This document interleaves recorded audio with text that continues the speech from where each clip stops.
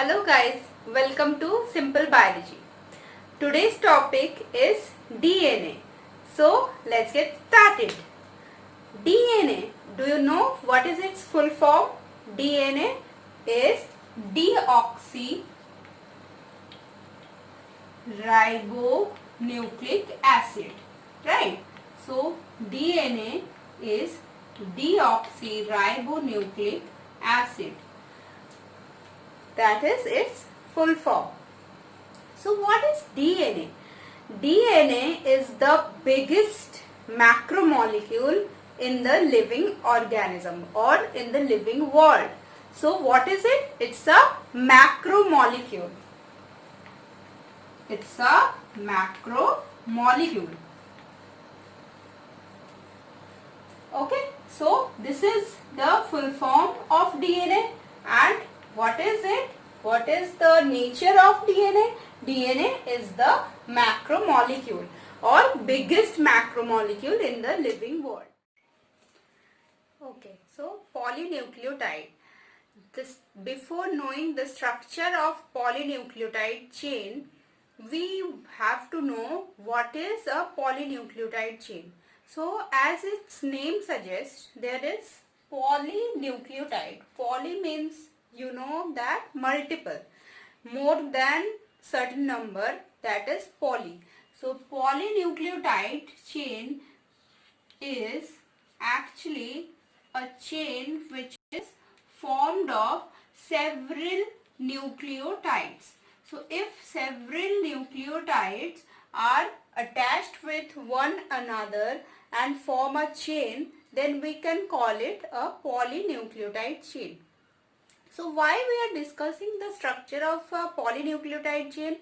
Because DNA and RNA both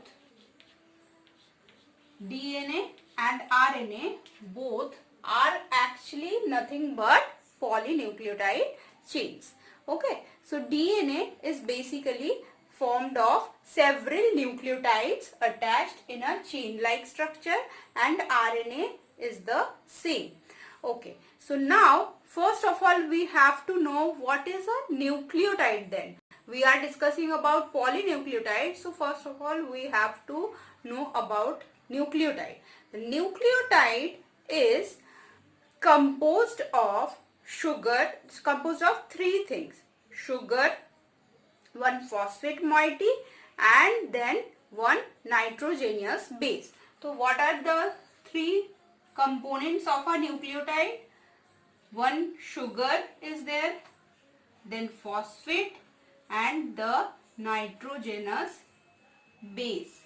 Okay, so one nucleotide is composed of one sugar, which is a pentose sugar. In case of DNA and RNA, this is what type of sugar it is? It is a pentose sugar. Pentose sugar means pentose sugar, right? So pentose sugar means it is composed of 5 carbon. Its structure is composed of 5 carbon. Okay, now there is a phosphate group will be there, which will be attached with the 5th carbon of the sugar, and then there will be one nitrogenous base which will be attached with the 1st carbon of the sugar. If I draw the structure of a pentose sugar, then you can see that this is the structure of a pentose sugar, and these are the carbons: 1, 2, 3, 4, and this is the 5th carbon. So this. Now what is the nucleotide is then? Sugar, one sugar, pentose sugar is there, one phosphate. So with the 5th carbon there will be one phosphate will be attached, and then there is a nitrogenous base. So nitrogenous base is attached at the 1st carbon of the pentose sugar. In NEET they ask this type of questions, that with which carbon the nitrogenous base is attached, with which carbon the phosphate is attached. they give direct questions like that. So you need to remember this. Okay, so that is a structure of a nucleotide. What are the components of a nucleotide? Sugar, pentose sugar, phosphate and nitrogenous base. Now you might ask that if why I am talking about pentose sugar, you might have heard about ribose, deoxyribose, right? So pentose sugar means any kind of sugar which is composed of 5 carbon. Now for RNA, this pentose sugar is ribose, and for DNA, so for RNA, this pentose sugar is of ribose type, and for DNA, it is deoxyribose type. So in DNA, this sugar is deoxyribose, in RNA, it is ribose sugar. So that is the structure of nucleotide. Then there is another term, nucleoside. So what is the difference between nucleotide and nucleoside? So nucleoside is just you have to remove the phosphate from the nucleotide. So sugar and nitrogenous base is called as nucleoside. Okay, sugar plus nitrogenous base is called as nucleoside. So nucleoside, we better can write nucleoside plus phosphate is gives nucleotide. So nucleoside means sugar plus nitrogenous base. Nucleoside plus phosphate completes the structure of nucleotide. Okay. Nitrogenous base can be of two types. One is purines and another one is pyrimidines. So purines and pyrimidines. Purines are double ring structure. Purines are what kind of structure? Double ring. They have double ring in their structure. And pyrimidines are single ring structure. Okay. So the purines are adenine and guanine. So we write them for the short form. We write adenine for A and G for guanine. So purines are adenine and guanine, and short form is A or G. A and G. And pyrimidines, cytosine, thiamine, and there is another one, that is uracil. So pyrimidine, what are those? Cytosine, that is C, thiamine denoted by T, and uracil by U. Cytosine thiamine is present in the DNA and uracil is present only in the RNA.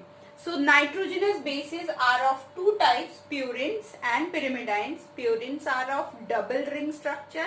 Pyrimidines are of single ring structure. Purines are of two type, adenine and guanine. Both are present in the DNA as well as in the RNA. And pyrimidines are present are of three types, cytosine, thiamine and uracil. And cytosine, thiamine present in the DNA only and uracil present in the RNA. That means cytosine is also present in RNA, but there is no thiamine is in the RNA. Instead of thiamine, they have uracil. Okay, so this is all about nitrogenous bases. In the structure of the polynucleotide chain, there are some bonds are there, because to attach the sugar with the phosphate and the nitrogen. So to attach the nitrogen with the sugar and the phosphate with the sugar, they need some bonds. So there are two types of bonds are there. First is the glycosidic bond, or we can better write it N-glycosidic bond. Okay, and the second one is phosphodiester bond. So first of all, the N-glycosidic bond or glycosidic bond. So the glycosidic bond is present between the nitrogenous base and the first carbon of the pentose sugar. Okay, so where it is, this bond is the glycosidic bond. So I am writing it as Gl. So the glycosidic bond is present between the first carbon of pentose sugar and the nitrogenous base. Then there is phosphodiester bond. The phosphodiester bond is a bond which is present or attaches the 3' and 5' carbon of the nucleotide. So the phosphodiester bond attaches the third carbon of the preceding ribose or pentose sugar with the 5th carbon of the next pentose sugar. So the phosphodiester bond is actually bond present between the two sugars. It attaches the two sugar moiety with between whom third carbon and the next 5th carbon. So as it is, this is one ester bond and this one is another ester bond. That's why it is called as phosphodiester bond. Phosphate moiety is present in between the two ester bond. So that's why it is called as phosphodiester bond. So it is, they ask very important question from these two bonds, that between the first carbon and the nitrogenous base, which kind of bond is there? So that is glycosidic bond. Then they ask what phosphodiester bond, where it is present? It is present between the third carbon of the preceding ribose sugar and the next 5th carbon of the next ribose or pentose sugar. Okay, so these bonds, as you can see, play very important role in the formation of the nucleotide chain. For the formation of the nucleotide chain, without these bonds, this cannot be possible. Okay. DNA or RNA, in its structure, the polynucleotide chain have polarity. Polarity means that it have two poles in its structure. So for a DNA, one end is called as 3' end and the other end is called as 5' end, and it denoted like this: 3 and dashed and 5 and dashed. So 3' end and 5' end. So we'll see what is 3', what is the meaning of this 3' and 5'. So the 5' end means that in the at one end of a DNA there is a 5th carbon which have a free phosphate group. The phosphate is not further bind with any other carbon of any ribose or pentose sugar. So that will be considered as the 5' end. So 5' end matlab 5' end means there is free phosphate group is present at the 5' 5th carbon of a pentose sugar. Now what is the meaning of 3' end? 3' end means there is a free carbon which is not attached with anybody at the third carbon, and it has a free hydroxyl group. So at one end there will be a 3' end, that means there will be a free third carbon of the pentose sugar which have a free hydroxyl group and it is not attached with anybody, and the other end there will be a 5th carbon which is not attached with anybody, which have a free phosphate group in its structure. That will be considered as 5' end. I think this is